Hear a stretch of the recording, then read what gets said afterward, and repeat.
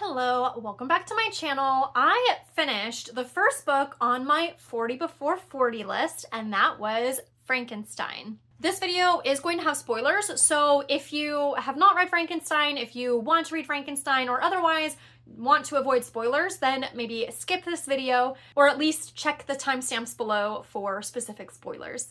So I'm going to start out by giving a brief synopsis, and then some of my personal thoughts, then some content and trigger warnings, and then some spoilers.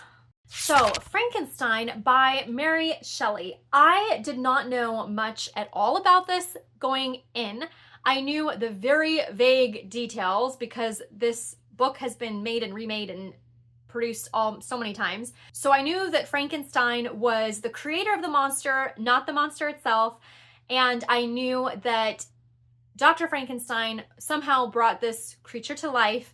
And that's about all that I knew. So it was very interesting going in basically knowing nothing. When the book opens, Dr. Frankenstein is very interested in certain fields of study, certain sciences, and he finds another scientist who becomes his mentor. And he's able to do a lot of research and a lot of digging into some of these ideas and these theories that he has for creating life. He spends years dedicated to this pursuit, until one time he actually succeeds in bringing a creation to life. When his creation comes to life, he is so shocked and horrified at the appearance of this creature, and through a series of events, the creature ends up disappearing. Dr. Frankenstein isn't bothered by that. In fact, he's a bit relieved that he no longer has to deal with this creation. He's done. As the story progresses, we find out that Frankenstein's monster has murdered someone, and someone that Dr. Frankenstein cares about. The book format itself is very interesting because it is told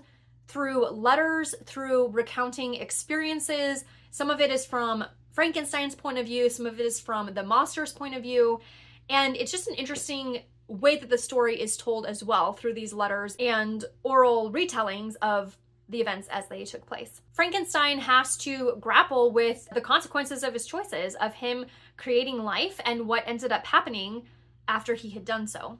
Okay, I usually rate books based on how I feel upon immediately closing the book, and I still have not rated Frankenstein. I am still trying to figure out how I feel about it. I did enjoy it overall. I was definitely intrigued. I was very curious. I was really interested in how the story was going to unfold. I really liked a lot of the thinking points, thinking about things from Frankenstein's point of view, thinking about things from the monster's point of view. It was very fascinating to me. I enjoyed Shelley's writing, the cadence of her writing, the tone. It was fun. I think my main hesitation is just kind of being confused as to the overall point of the book. What are we supposed to take away? Like, how are we supposed to feel at the end of this? And maybe that's kind of the point. Maybe we're not supposed to feel any kind of way. Maybe we're supposed to leave this book a little unsettled, a little unsure about the theme or the points or the morals or the story itself. Maybe that is the point of the book. It raised a lot of questions about morality with Frankenstein and his ethics in creating life, and what are the ramifications of that? What does it mean to take on the responsibility of creating life in this way? And then what if that life ends up doing horrible things? What is Frankenstein's responsibility? And then the monster. What about the monster? Is the monster human? Is he fully sentient? He seems quite obviously capable of feeling things like love and compassion and care and shame and conviction, and he has a conscience. So is the monster fully at fault? Do Frankenstein and the monster share equal amounts of culpability for what happened? Is Frankenstein mostly to blame? Is the monster mostly to blame? It really made me think about a lot of things, and I love that in a book. I found myself spending most of my time thinking primarily about the monster. I felt compassion as I was reading the sections of him telling his side of the story. And there will be spoilers in this, so if you don't want spoilers, you can skip this part. But hearing the part where he found this family living in this house, and the way that he just wanted to have a family or have friends or have people that he could be around, the way that he was striving to be a good friend to them, and then when he finally made the choice to reveal himself to them, the way that he was treated, like That's not okay. He tried to help people. He tried to be a good person, and he genuinely wanted to be a good person.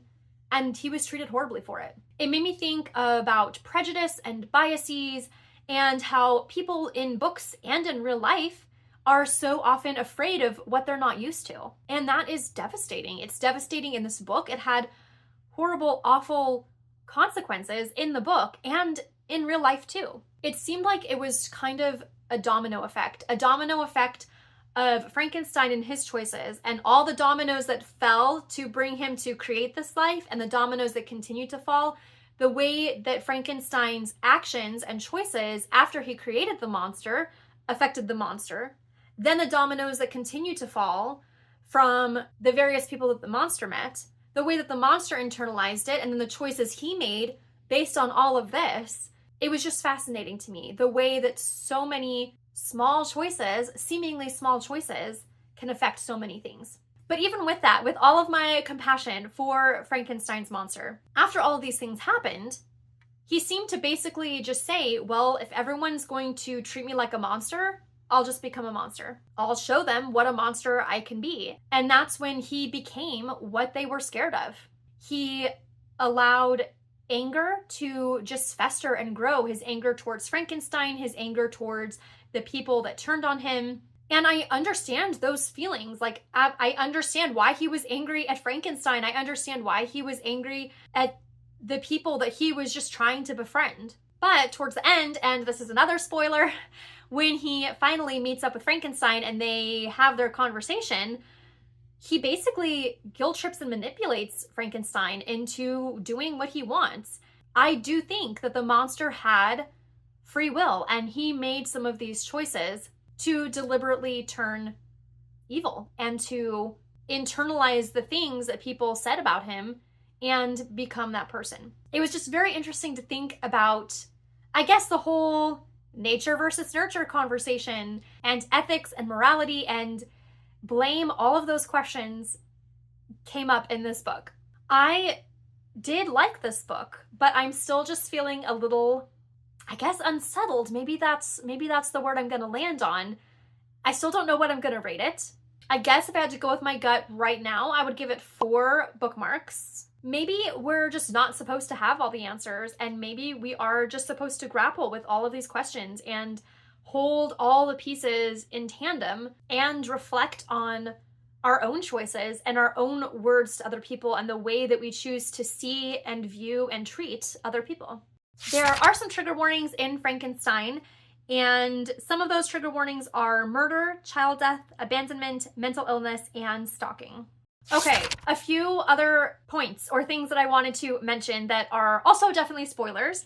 First of all, when this creature brought to life finds Frankenstein and coerces him into creating the second monster, I really enjoyed, all of that, because I'm reading along and I'm like, is he going to do it? You can feel how conflicted Frankenstein is. Is he going to create a second monster? Is he going to say no? If he says no, the ramifications because his life was threatened.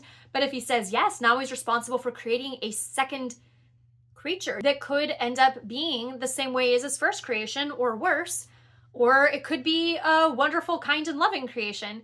So feeling his internal angst and turmoil and trying to make that decision was, I was there. I was there in it with him. In the end, I did definitely agree with Frankenstein's choice to not create the second monster, but going on that emotional ride with him was quite interesting. Okay, secondly, at the very end, I found myself asking a lot of questions, I guess just about like what actually happened. So Frankenstein is he's on the boat and he's chasing the monster. He's determined to kill the monster. The monster wants to kill him. Did Frankenstein push himself to his own death? Was he so obsessed that he ran himself ragged, in essence? I found that kind of mental health aspect of it to be also fascinating, because logically, cognitively, he wanted to end all of this. He needed to reach the monster so that nobody else would be hurt, so that he would not be responsible for any more deaths or violence. But also he was so obsessed and so run down. He wasn't eating, he wasn't sleeping. Like, he was so focused And I found that very interesting too, the way that his conscience was at play, the way that his own moral code was affected, the way that his mental health was affected by all of that. And that made me think quite a bit as well. So there is my review of Frankenstein that is still percolating. I would absolutely love to have discussion in the comments. If you have read Frankenstein, what was your main takeaway? If you had to encapsulate the theme in 1 to 2 sentences, how would you do so? And how did you feel upon ending the book? I would love to hear from some other people about this. But overall, it was a good read. I enjoyed it. I'm really glad I read it. And I'm super excited to have read my first book from my 40 before 40 list. In order to read all those books before I turn 40, I need a minimum of 8 books per year, so 7 more for 2025. And until next time, happy reading.